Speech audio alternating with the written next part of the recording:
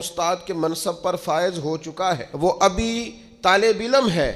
یا عملی زندگی میں کسی شعبے کے ساتھ منسلک ہو چکا ہے، اگر وہ چاہتا ہے کہ اگلی زندگی میں کم از کم ناکام نہ ہو تو پیچھے جو اس سے کوتاہیاں ہو گئی ہیں ان کا اعتراف کرنا شروع کرے۔ ضروری نہیں اس کے پوسٹر چھپائے اور لوگوں کو بتائے، وہ اپنے آپ سے تو گفتگو کرے، اپنے رب کے حضور تو حاضر ہو کے اپنی غلطیوں کو مانے، وہ تسلیم تو کرے کہاں کہاں اس سے خطائیں رہ گئی ہیں، کہاں کہاں اس سے غلطیاں رہ گئیں، کہاں کہاں وہ بھول گیا، کہاں کہاں اس نے سمجھنے میں اور اپنا شعور بلند کرنے میں دیر کر دی۔ جب تک اعتراف جرم نہیں ہوگا اتنی دیر تک غلطیوں کی تربیت ہو سکتی۔ دیکھو کیا کہتے ہیں، ربنا ظلمنا انفسنا، اللہ ہم نے زیادتی کی ہے اپنی جانوں پر، وَإِن لَمْ تَغْفِرْ لَنَا، اگر تو نے معاف نہ کیا، وَتَرْحَمْنَا، اور ہم پر رحم نہ فرمایا، لَنَكُونَنَّ مِنَ الْخَاسِرِينَ، پیچھے سے جو ہونا تھا وہ ہو گیا، اور اگر آئندہ بھی کرم نوازی نہ ہوئی تو ہم تو نقصان والوں میں ہو جائیں گے، نقصان تو بڑھے گا، روز گھاٹے میں جائیں گے۔ ہم جب تک تسلیم نہیں کرتے،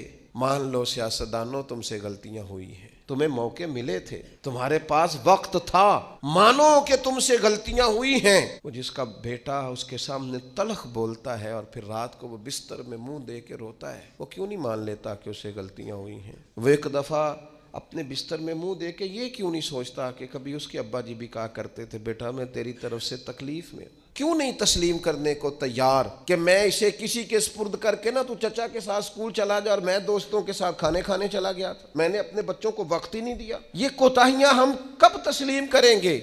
چھوٹا آدمی ہوں اور کمزور ہوں، کوئی ایسی بات نہیں کرنا چاہتا، لیکن میرا دل کرتا ہے ادب سے عرض کروں کہ دین کے دعوے کرنے والوں تم سے غلطیاں ہوئی ہیں، ممبر و محراب کے وارثوں تم سے کوتاہیاں ہوئی ہیں، مسند ارشاد پر بیٹھ کر پیری مریدی